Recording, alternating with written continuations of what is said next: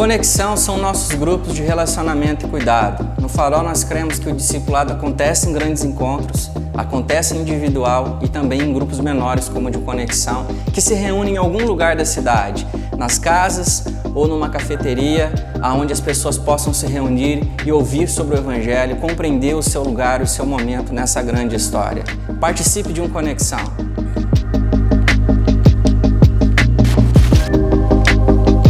O Start é a nossa ferramenta para todos que desejam conhecer melhor o Farol, tornarem-se membros, serem batizados ou voluntários em nossa comunidade. São encontros presenciais ou online. Você vai conhecer a nossa história e o seu lugar na grande história. Você vai conhecer também a nossa teologia e nossa estrutura ministerial. O Start é o ambiente para aqueles que querem começar e recomeçar.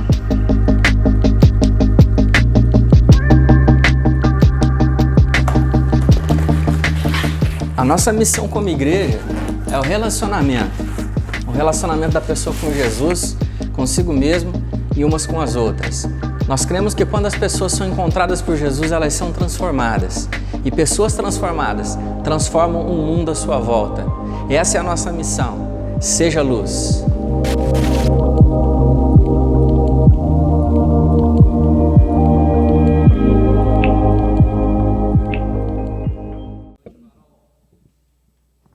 Como eu gosto dessa música. Começa calma, daí ele fica crescendo. São dias como a gente está vivendo, né? Eles dizem no início, vai durar apenas 2 semanas. Mas a primeira onda, a segunda onda, coisas mudam. Até esse último mandato mudam. Eu não sei como você, mas eu estou pronto para alguma coisa para ficar. Permanência. Quando eu penso de permanência, uma característica que eu mais gosto de Deus, uma das, é a permanência de Deus. Ele não muda. A Bíblia diz que Ele é o mesmo ontem, hoje e para sempre. O mesmo Deus que fez o céu e a terra e tudo que nele há. O mesmo Deus que vai estar no fim dos tempos. É o mesmo Deus que nós servimos hoje. Então isso me dá conforto nos momentos assim, mas outra coisa sobre Deus é a palavra de Deus, que não muda. A palavra de Deus é eterno. Como Jesus mesmo diz no livro de Mateus, ele declarou, os céus e a terra passarão, mas as minhas palavras jamais passarão. E nesses dias de tanta mudança, uma coisa que eu gosto, as palavras de Deus. São algumas dessas palavras que a gente vai estudar hoje à noite. Nessas últimas semanas a gente tem estudado as histórias que Jesus cantava. Nós chamamos essas parábolas. Parábolas vêm de um conjunto de 2 palavras gregos. Para, além, uma coisa para acompanhar, e a palavra balo, que significa geralmente, literalmente para julgar, ou alguma coisa para ver, umas historinhas para acompanhar aquela que Jesus estava falando, exemplos. Mas diferente do que os exemplos que nós usamos hoje em dia, a gente usa os exemplos para esclarecer, clarificar alguma coisa. Mas em Jesus, com ele, uma ferramenta que ele usava muito nessas parábolas, era justamente esconder algumas coisas, esconder as verdades, um pouquinho. Porque as verdades não eram coisa para a massa. Não era uma coisa para preguiçosa, para entender. Os preguiçosos não iriam fazer o trabalho, não iriam buscar, ou pedir a Jesus para iluminar aquela parábola. Uma verdade preciosa que precisava ser buscada. E nessas séries a gente tem estudado várias dessas parábolas, e através dessas parábolas a gente aprende sobre nós mesmos, a gente aprende sobre Deus, a gente aprende sobre o reino de Deus. Nas parábolas que já estudamos, a gente aprendeu como o que é ser um vizinho, do parábola do bom samaritano. Aprendemos sobre a graça de Deus para todos os servos, no parábola de trabalhadores no vinha. Aprendemos sobre a recompensa da diligência na parábola dos trabalhadores. E aprendemos sobre a iminência de volta de Cristo, na parábola das virgens. E na semana passada, que nem era uma semana, 7 dias, foram alguns dias, aprendemos sobre a nossa identidade como sal e luz. E hoje nós vamos fechar essas séries falando mais 2 parábolas, mas parábolas bem curtos. Então, se vocês trouxeram a sua Bíblia, por favor, abri-los ou ligá-los em Mateus, capítulo 13. Mateus, capítulo 13, os versículos 44 a 46. E enquanto que vocês estão achando o texto, eu quero dar o contexto. Esses versículos foi fechando um final de um trecho, Jesus estava ensinando uma multidão. Até no versículo 34, Jesus falou todas essas coisas à multidão por parábolas. Nada lhe dizia sem usar alguma parábola. Então, depois dessas pregações públicas, os discípulos ficaram com dúvidas. Eles aproximaram-se de Jesus e eles falaram: Jesus nos explica o que você queria dizer com isso. E Jesus, ele explica a parábola do joia no campo. E daí, depois de explicar isso para seus discípulos, ele conta alguns mais 3 parábolas, em particular com seus seguidores. Os primeiros 2 são aquelas que nós vamos estudar, e a última parábola é muito ligado com a primeira, de joia. Então, nós vamos estudar isso, começando com o versículo 44, que diz: o reino dos céus é como um tesouro escondido no campo. Certo homem, tendo-o encontrado, escondeu-o de novo, e então, cheio de alegria, vendeu tudo o que tinha e comprou aquele campo. Em seguinte, ele falou: o reino dos céus também é como um negociante que procura pérolas preciosas. Encontrando uma pérola de grande valor, vendeu tudo o que tinha e a comprou. Essa parábola que nós vamos estudar é sobre valor. A lema dessa é sobre valor. A tema dessa reflexão é enxergando o real valor. Enxergando o real valor. Quando eu falo do real valor, isso me faz pensar sobre o valor do real. Né? Quando eu falo do real, eu estou falando da moeda brasileira.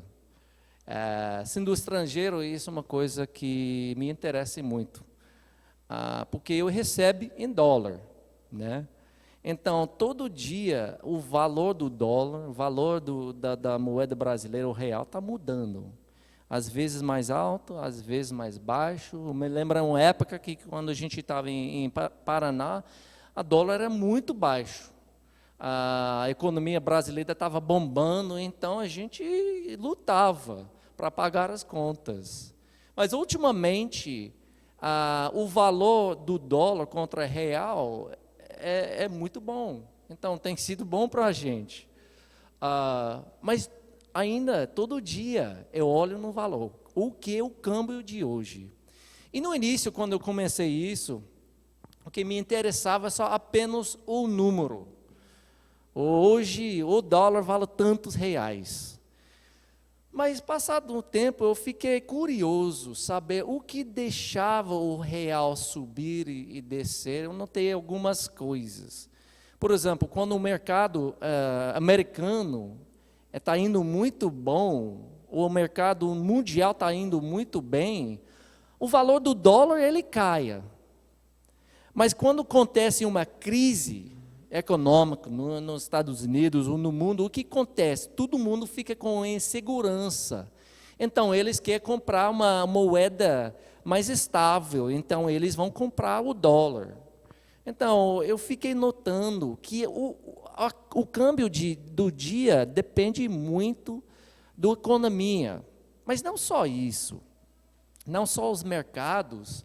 Eu comecei a notar que, às vezes, não aconteceu nada no mercado americano, nada no mercado brasileiro, mas deu uma queda ou um aumento grande, baseado no que está acontecendo no país. Por exemplo, quando Lula foi liberto, eu não estou falando contra Lula, nem pró-Lula, mas quando você olha no dia que ele foi liberto do prisão, Coisas absurdas aconteceram com a moeda.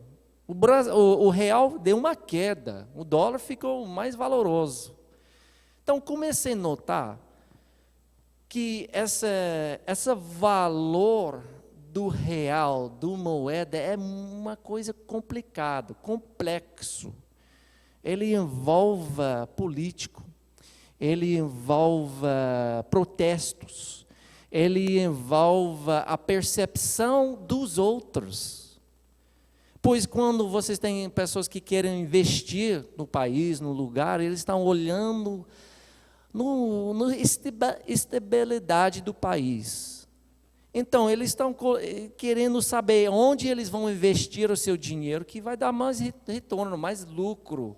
Então, o câmbio começa a ser uma reflexão da saúde do país, do bem-estar do país. E quando o país está indo bem, o seu moeda reflete isso, é forte. E quando o seu país está mal, ou está percebido como mal, a moeda também sofre. E é muito interessante sobre isso. As leis, as eleições, quando um funcionário ou político está dispensado, tudo afeta o real. E uma coisa interessante, que hoje em dia há pessoas que são assim. Pessoas que avaliam o seu valor baseado num complexo, vários fatores, como o mercado. E muitas pessoas, muitos de nós são assim. Hoje em dia, há pessoas, nós baseamos o nosso valor no mercado. Quando fala mercado, essa coisa complexa que composta de várias coisas externas, como as nossas situações, as nossas circunstâncias, junto com coisas internas, as nossas habilidades, as nossas capacidades, as nossas crises, a nossa inteligência, a nossa capacidade, junto com as percepções dos outros ao nosso respeito, finalizando, comparando a gente com a outra, como as moedas. Quando você abre uma página que fala do valor da moeda, é uma comparação. O real é X, ele vale tantos dólares, ele vale tantos euros, uma comparação. Hoje em dia, tentamos discernir o nosso valor no mercado, nos comparando com as outras pessoas. Quantas pessoas nos seguem no Facebook? Quantos amigos que nós temos? Quantas pessoas assistiram os nossos vídeos? Quantas pessoas nos seguem no Instagram? E tentamos achar nosso valor baseado na percepção das outras pessoas. Se nós jogamos bem na quadra, se tiramos as melhores notas na turma, se passamos um concurso, se a nossa igreja cresce, se o nosso ministério está bombando, se pessoas gostam de nós, se eles curtam, compartilham as nossas postagens nas redes. E quanto mais as pessoas nos curtam, mais nós sentimos, mais valorizados nós sentimos. Cortamos o nosso cabelo, mudou a aparência, vamos tirar uma foto, vamos esperar chegar a X elogios, comentários, que gata, tiramos fotos dos lugares bonitos, experiências únicas que temos. Fala coisas aí, eu cheguei, conquistei, mereço, para afirmar, confirmar o nosso valor no mercado inundado com milhões e milhões de pessoas fazendo exatamente a mesma coisa. Nós não sentimos bem sobre nós mesmos. Então, eu preciso de você me gostar, para que eu me goste. Não é isso que estamos vivendo? Não é isso que nós estamos sentindo na nossa pele. Para eu me sentir bem sobre mim mesmo, valorizado, eu preciso algo de você. E se você curte, eu vou curtir o seu também. Se você não chega na minha festa de aniversário, pode esquecer. Não vou chegar na sua. Eu não tenho mais necessidade desse relacionamento. Nós fazemos isso todo dia, pois quase não sabemos o outro jeito de achar o nosso valor. Como o mercado, não só as percepções de nós, mas os outros nos afetam. As nossas circunstâncias nos afetam. Também eles afetam a nossa percepção do valor. Tem dias que sentimos bem quando as circunstâncias estão favoráveis, quando estamos promovidos, quando estamos namorando aquela garota linda, mais linda da turma. Quando nós marcamos aquele gol decisivo, quando a gente está fazendo bem, quando cantamos bem, quando acertamos uma coisa bom. Daí, nos sentimos valorizados. Mas quando as circunstâncias não são favoráveis, quando nós perdemos o nosso emprego, quando o nosso namorada termina conosco, quando nossa esposa perde interesse, quando não conseguimos pagar as contas, quando nós não conseguimos alcançar os sonhos nossos ou as expectativas dos outros, quando nós levamos mais críticas do que elogios, quando temos uma crise de saúde, quando enxergamos nosso valor baseado nessas coisas, o nosso sentido de valor faz isso, como o mercado. Ele tem os altos e ele tem os baixos. Quando estamos indo bem, nosso valor é bom, é alto. Quando coisas são ruins, a gente reclama de tudo, a nossa autoestima está lá embaixo.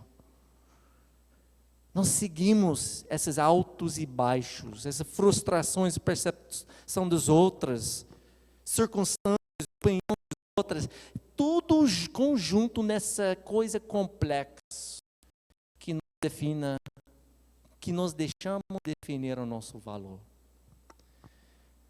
Mas existe outra forma de determinar o valor de uma coisa.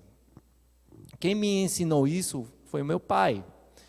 Eu tinha o meu primeiro carro com 17, 18 anos. Lá os carros são muito mais baratos.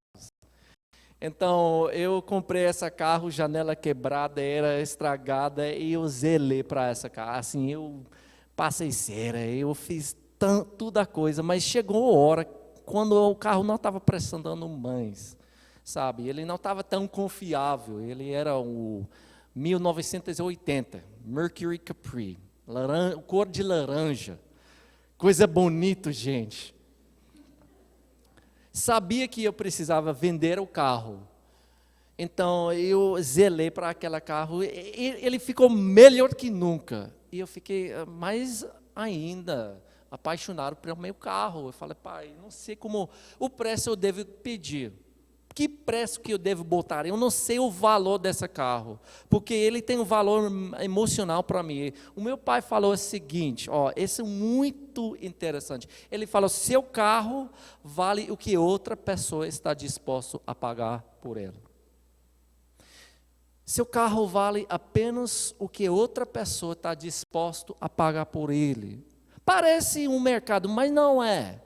Não é tão complexo, não é baseado nas séries de fatores, é baseado na percepção de uma pessoa só. Vou te dar um exemplo. Vamos imaginar que um rapaz aqui está olhando no meu relógio e fala, Mark, eu estou gostando do seu relógio, você vende para mim? Eu olho no meu relógio e falo, puxa vida, se eu vender esse relógio para tu, eu não vou ficar sabendo quantos passos eu tenho hoje. E para aquelas que me conhecem, essa é uma coisa muito importante. Agora eu tenho 13.000 passos, tá? Então esse relógio vale muito para mim. Eu não vou vender isso para nada menos do que R$3.000. Então vamos imaginar isso que o relógio vale para mim. E o rapaz fica lá, tá bom, eu vou comprar. Ele compra, ele saía feliz da vida e eu saio feliz.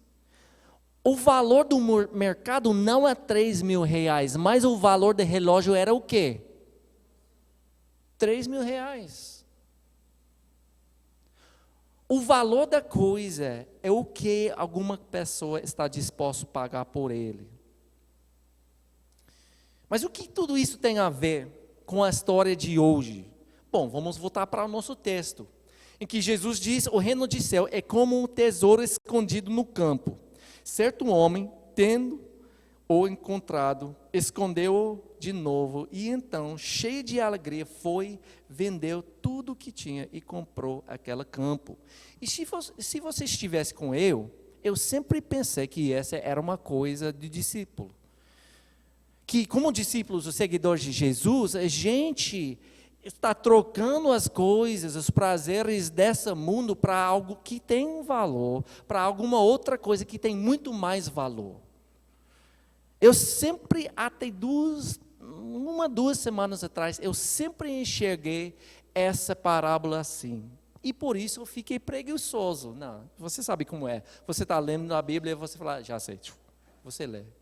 Só que eu escutei alguém explicando que isso não é certo. E essa interpretação que eu sempre tinha, tem alguns problemas teológicos. Primeiro problema teológico é o seguinte: a palavra comprar. Quantos aqui compraram a sua salvação? Quantos aqui compraram o seu ingresso ao reino de Deus? Não. O reino de Deus é recebido. É um presente gratuito, é dado de Deus, um presente. Mas além disso, vamos imaginar que você pode comprar. Outro problema é, o parábola ele fala, ele vendeu tudo. Quantos aqui de nós que já entraram no reino de Deus, para entrar no reino de Deus, deu tudo a Deus? Tudo. Estou falando tudo. Deus, se quiser, eu vou terminar com o namorado, eu vou vender todos os meus bens para dar para os pobres, eu vou para outro país, eu vou sair dos meus parentes, eu vou onde eu não conheço ninguém. Não, a gente não chega a Deus assim. Geralmente, quando nós chegamos a entrar ao reino de Deus, a gente troca os nossos problemas para as promessas de Deus. Deus, tira essa fardo de mim. Deus, me ajuda com o meu relacionamento. Deus, me ajuda a conseguir um emprego. Mas a gente não deixa tudo, vende tudo que nós temos, e não temos que fazer isso, pois a Bíblia afirma, se você confessar com a sua boca que Jesus é o Senhor e crer em seu coração que Deus o ressuscitou dentre dos mortos, será salvo. Isso não é tudo. Mas para ser salvo, para entrar ao reino de Deus, exige só isso, não vender tudo. Então, se esse certo homem não é nós, a quem ele está se referindo?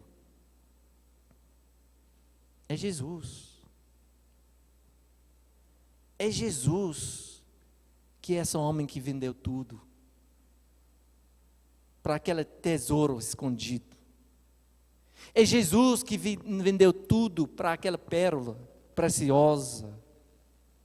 Escuta o que o apóstolo Paulo escreveu a respeito de Jesus na sua carta aos Filipenses. Ele falou, embora sendo Deus, não considerou que o ser igual a Deus era algo o que devia apagar-se, mas esvaziou-se a si mesmo, vindo a ser servo, tornando-se semelhante aos homens, e sendo encontrado em forma humana, humilhou-se a si mesmo, e foi obediente até a morte na cruz. Ele foi o certo homem. Quando eu estava lendo essas parábolas, eu estava vendo com uma ótica egoísta, baseado em mim. Mas quando ele fala o reino de Deus, certo homem, certa mulher, ele está geralmente falando sobre o rei. Quando fala do reino de Deus, a figura central não é nós. A figura central é o rei, é o reino de Deus. Então, se Jesus é esse certo homem, o que esse tesouro representa? O que essa pérola representa? Representa aqueles que seguem Jesus. Que eu e você faz parte. Em dizer isso, parece uma coisa egoísta ou orgulhoso, não é? Se você esteja comigo, como eu, você teria preocupações que isso pode ser interpretado, levar a um perigo para aumentar o orgulho de alguns. E embora que isso pode ser uma verdade, eu acho muitos aqui de nós, nesse momento, não está sofrendo de um autoestima muito alto. Eu acho muito de nós está sofrendo de um autoestima, uma valorização que nesses últimos anos tem levado a alguns purras, alguns desafios, algumas frustrações, que coisas não têm acontecido como a gente tinha imaginado. Algumas coisas frustrantes, coisas externas, ou até o que os outros pensam de nós, que nos leva às vezes a uma crise, coisas internas. E a gente fica perguntando, procurando o nosso valor. Se nós aceitamos esse negócio de eu sou pobre pecador, a gente aceita isso a ideia, eu sou servo de Cristo, melhor, eu sou escravo de Deus. Eu até abraço a ideia de servir ao Senhor com todo o meu suar, o sangue, porque eu mereço isso.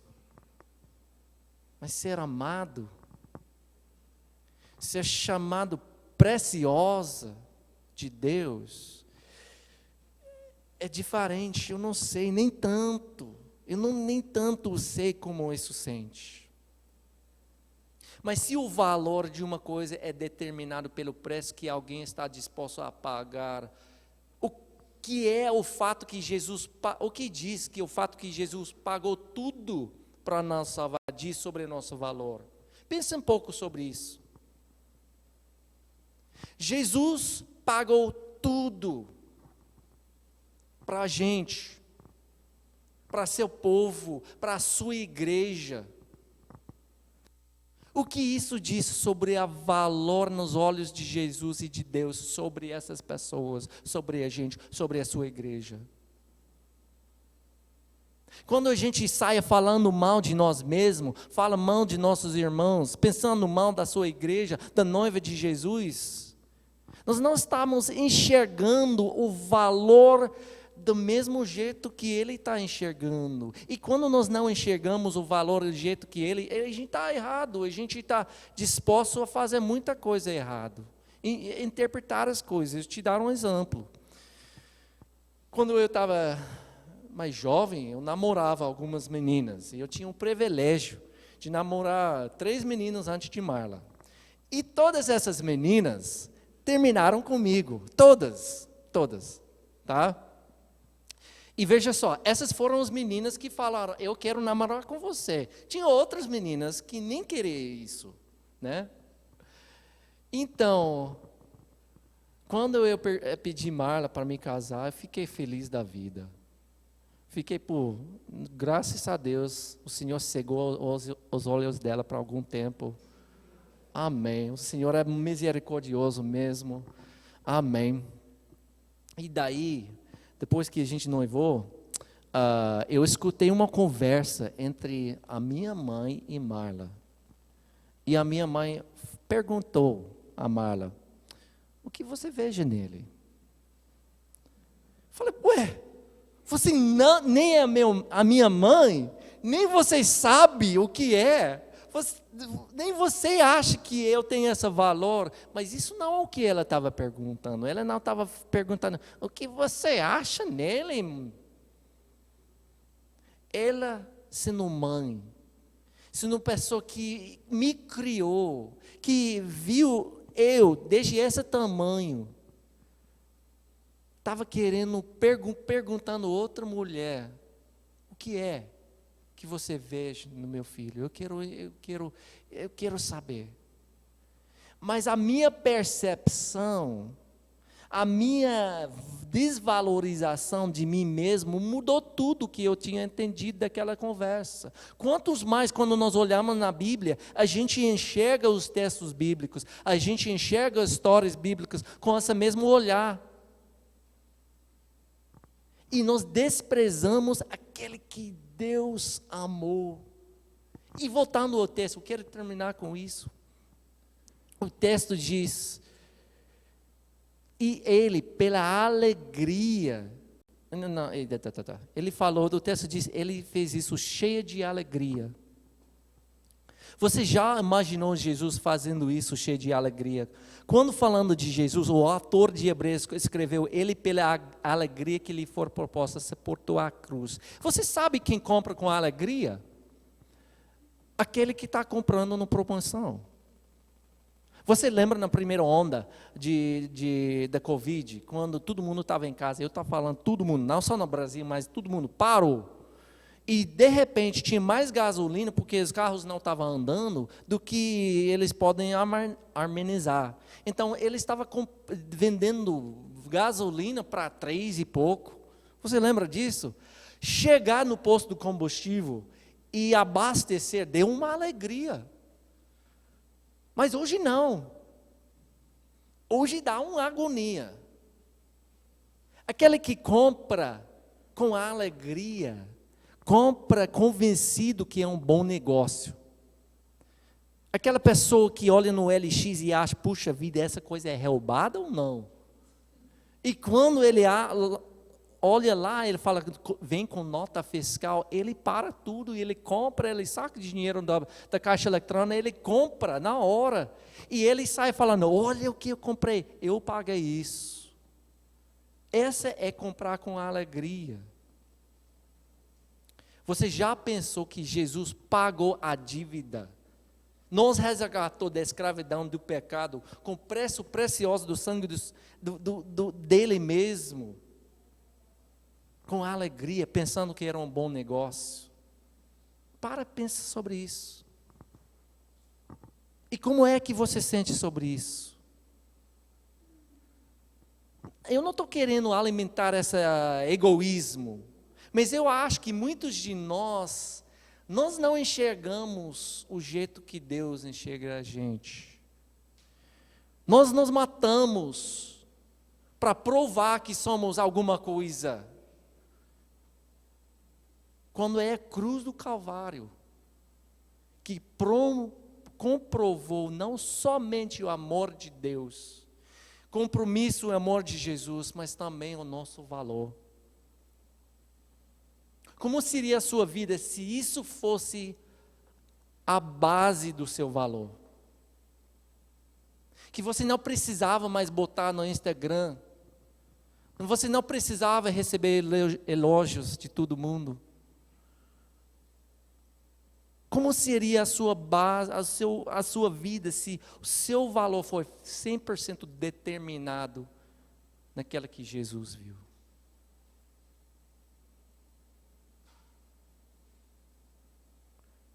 De que você tem baseado o seu valor? Mercado, comparação, a situação, inteligência, beleza, seja pelo bom, pelo mal, capacidade, o que as outras dizem, ou como Deus lhe vê. Querido Jesus, eu te louvo por esse amor que a gente nem entende. E, Senhor, eu peço que a gente aprende a caminhar nesse amor, confiar nesse amor, e que esse amor seja a base das nossas vidas. Senhor, que a gente para correr atrás a confirmação da nossa valor nas coisas externas, nas outras pessoas ou em comparação. Que a gente confia que o Senhor nos criou como obra-prima e que você está nos lapidando com as circunstâncias como parte do processo para se tornar mais parecido com Jesus. Sacia o nosso desejo, Senhor, de achar nosso valor em outras coisas, que a gente pode descansar em Ti, desfrutar o Seu gozo. Em Teu nome nós oramos.